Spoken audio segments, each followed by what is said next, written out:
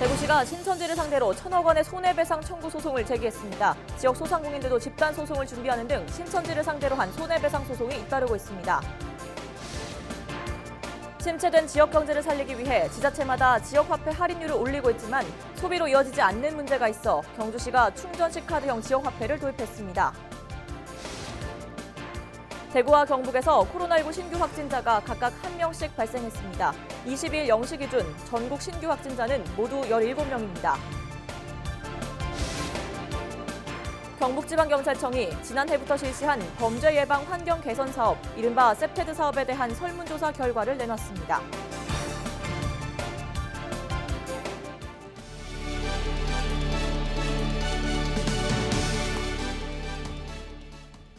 여러분 안녕하십니까? 헬로티비 뉴스 대구 경북입니다. 코로나19로 큰 피해를 입었던 대구시가 신천지를 상대로 1,000억 원대 손해배상 청구 소송을 냈습니다. 코로나19로 집단 감염에 대한 책임을 묻겠다는 건데요. 이와 별개로 지역 소상공인들도 집단 소송을 준비하는 등 신천지를 상대로 한 손해배상 소송이 잇따르고 있습니다. 첫 소식 권미경 기자입니다. 대구시가 신천지 예수교회와 이만희 총회장을 상대로 손해배상 청구 소송을 냈습니다. 신천지가 신도 명단을 누락하고 관련 시설 현황을 제대로 알려주지 않는 등 코로나19 집단 감염의 원인을 제공했다는 겁니다.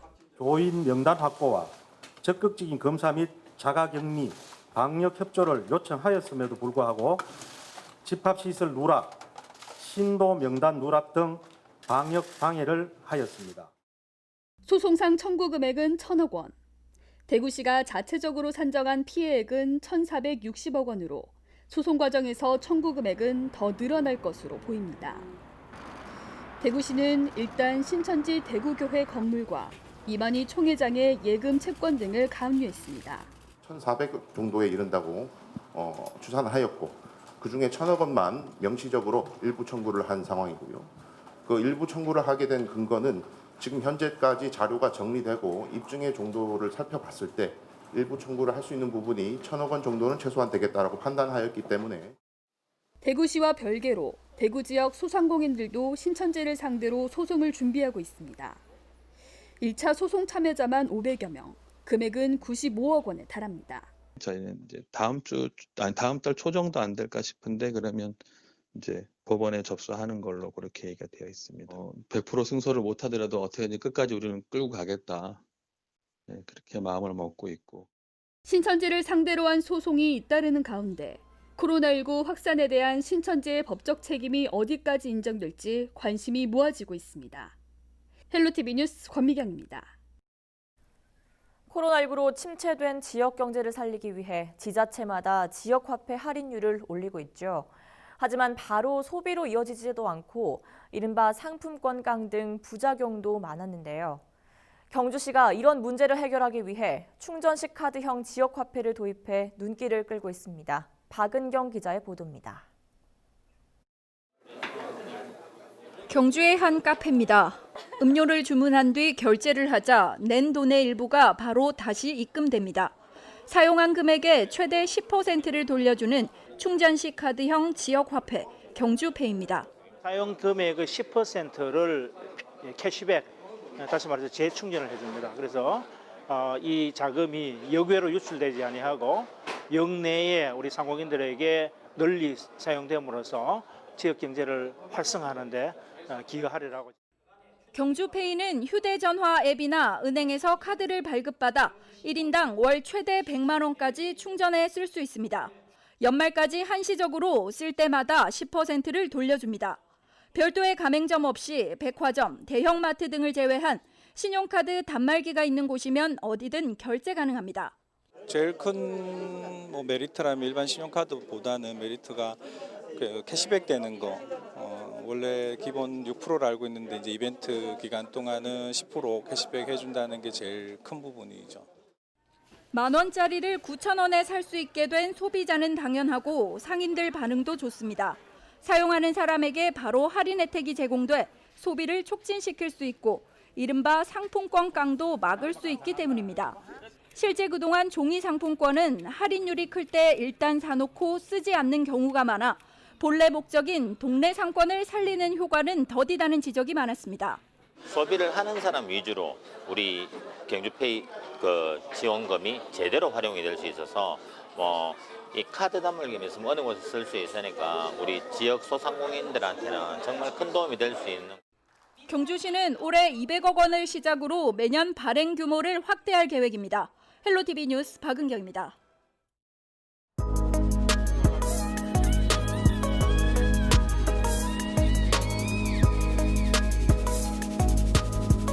워낙 더워서 마스크까지 하니까 그런 게 좀 많이 힘들고.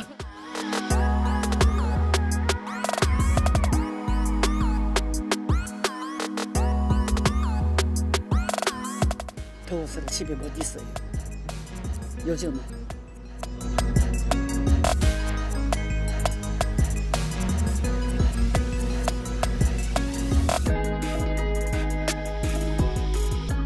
저런 마트, 은행 그런데 그전에는 작년에는 갔는데 코로나 때문에 그거 못 가잖아요.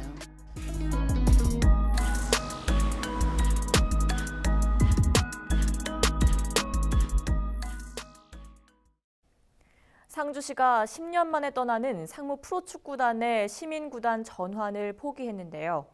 이번 결정으로 인해 가장 큰 영향을 받는 유소년 선수들을 위해서는 대책 마련을 약속했습니다. 김도윤 기자의 보도입니다. 6월 30일까지가 기한인 독자적인 시민구단 전환 신청은 아무런 사전 준비가 없는 상황에서 취임한 지 2개월 반밖에 안 되는 시장이 기한 내에 결정하기에는 어려움이 있어 불가피하게 이번에 전환 신청을 하지 않게 되었습니다. 상주시가 10년 만에 떠나는 국군체육부대 상무 프로축구단의 시민구단 전환을 포기했습니다. 가장 큰 걸림돌은 역시 예산이었습니다. 시민구단을 운영할 경우 해마다 최소한 60억 원 이상의 운영비가 필요할 것으로 예상됐는데 이 비용을 인구 10만 도시에서 전액 시 예산으로 충당하기엔 버겁다는 결론을 내린 겁니다. 대신 이 예산을 생활체육과 지역경제 활성화를 위해 쓰겠다는 계획을 내놨습니다.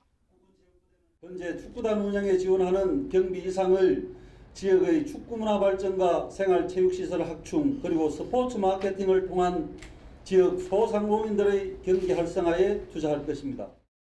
시민구단 전환 포기로 가장 큰 영향을 받게 된 집단은 바로 상무 소속 유소년팀 선수들.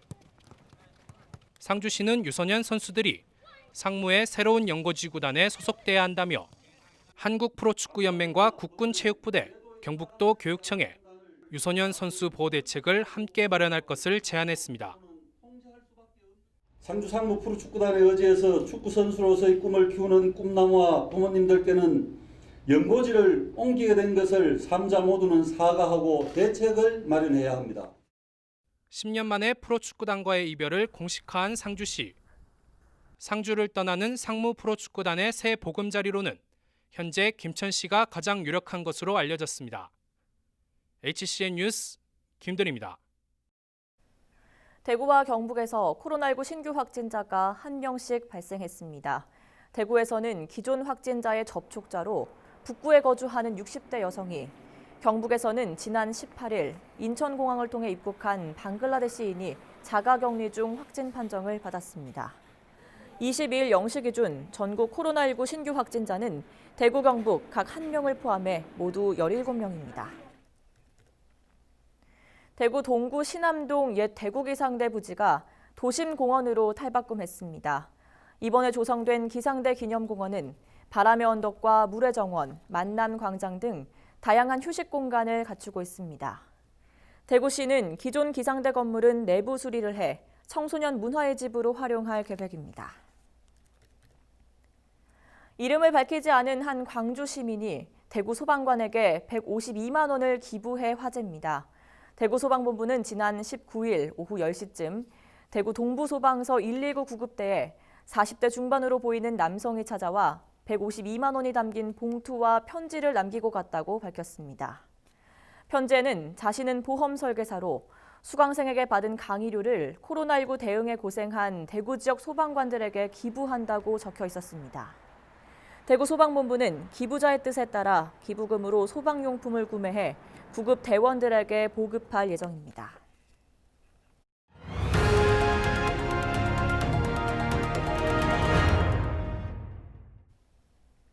대구지방법원이 말을 듣지 않는다며 장애인을 폭행한 혐의로 기소된 사회복지사 35살 A씨에게 징역 8월에 집행유예 2년을, 27살 B씨에게는 벌금 700만 원을 선고했다고 밝혔습니다. 또 A씨 등이 소속한 사회복지법인에 벌금 700만 원을 선고했습니다. 지역의 한 사회복지법인 산하 장애인 직업재활훈련센터 팀장인 A씨는 2019년 8월 자폐성 1급 장애인 C씨가 지시에 잘 따르지 않는다며 때리는 등 모두 17차례에 걸쳐 폭행하거나 정서적 학대를 한 혐의로 재판에 넘겨졌습니다. 사회복지사 B씨는 지난해 8월 C씨를 5차례 학대하고 지적장애 1급 D씨를 1차례 학대한 혐의로 재판에 넘겨졌습니다. 경북지방경찰청이 지난해부터 실시한 범죄 예방 환경 개선 사업, 이른바 셉테드 사업에 대한 설문조사 결과를 내놨습니다. 5월 11일부터 한 달간 사업지역 거주자 총 2천여 명을 대상으로 설문조사를 실시한 결과 응답자 중 92.6%가 셉테드 사업이 범죄 예방 효과가 있다고 밝혔으며 93.6%가 CCTV 등 범죄 예방 시설물 설치가 불안감 해소에 큰 도움이 된다고 답했습니다. 이번 셉테드 사업 효과 분석 설문조사는 주민 불안감 정도, 셉테드 사업의 범죄 예방 효과, 환경 개선 사업 만족도, 범죄 예방 시설물 설치 관련 의견 등 4가지 분야로 나누어 실시했습니다. 한편 범죄 피해를 당할까 염려되는가라는 질문엔 1,034명이 그렇다라고 답했고, 야간 외출이 무섭거나 두렵다고 응답한 주민은 1,072명에 달했습니다. 예천군이 6월부터 9월 말까지 예천읍 한천 바닥분수 및 음악분수를 가동합니다. 바닥분수는 매일 오후 2시, 5시, 7시 30분 하루 3회씩 운영하고, 음악분수는 평일 월수금과 주말 오후 8시 30분에 약 30분가량 운영해 이색 볼거리를 제공할 계획입니다. 음악분수는 고사, 하이젯, 안개분수, 워터스크린 등 다양한 연출과 동영상까지 감상이 가능하며 길이 75m, 폭 6에서 10m, 최대 70m까지 물줄기를 쏘아 올릴 수 있어 국내 5손가락에 꼽힐 정도입니다. 의성군이 의성읍시가지 2km에 에키네시아, 미니 101호, 1일초 등 여름꽃 4천여 본을 심어 꽃길을 조성했습니다. 윈윈 클린 사업은 4년째 시행되는 의성읍시가지 꽃길 조성 사업으로 올해는 푸른 의성 20일 추진협의회를 비롯한 의성 지역 6개 사회단체가 참여해 160여 개의 화분을 심고 있습니다. 안동시가 코로나 2차 대유행에 철저히 대비하기로 했습니다. 포항의료원에서 치료를 받아오던 마지막 환자가 지난 20일 퇴원하며 지역 코로나19 확진자가 모두 완치됐습니다.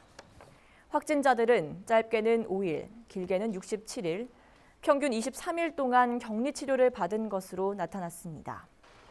안동시는 코로나19의 지역사회 감염 확산에 신속하게 대응하기 위해 보건소 내 선별진료소를 설치하고 음압 텐트, 음압 특수 앰뷸런스를 구입했고 특수 방역 차량 등을 추가로 확보할 예정입니다.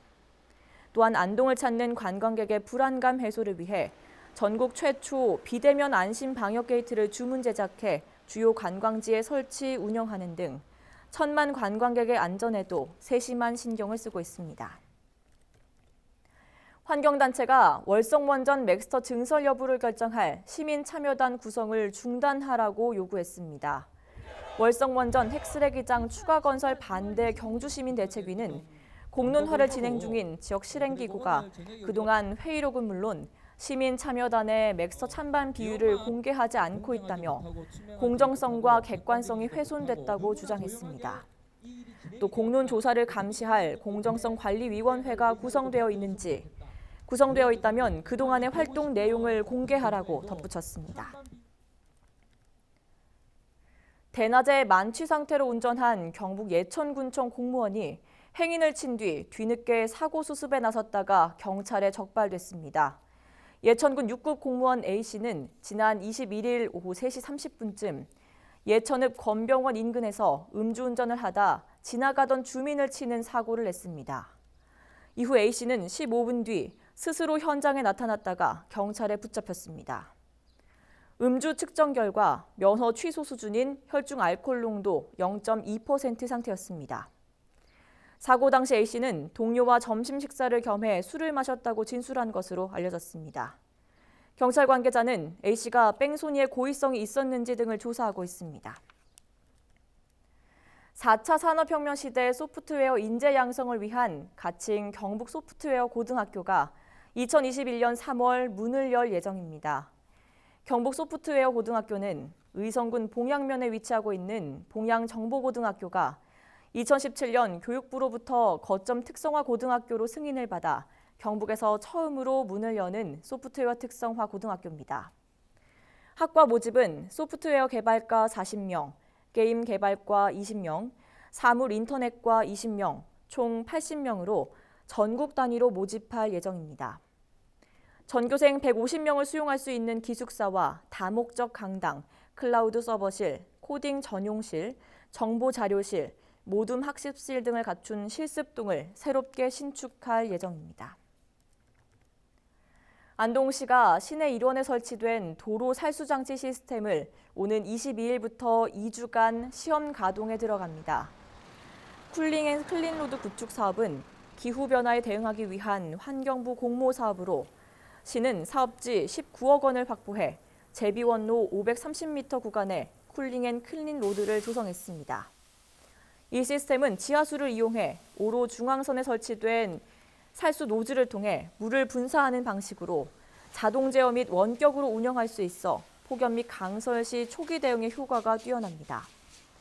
살수장치 구축으로 안동시는 도심 열섬 현상을 완화하는 쿨링 효과, 도로 제비산 먼지를 씻어 대기질을 개선하는 클린 효과와 더불어 겨울철 제설 효과까지 제공할 것으로 기대됩니다. 여성들의 취업을 돕는 대구 굿잡버스가 운행을 시작했습니다.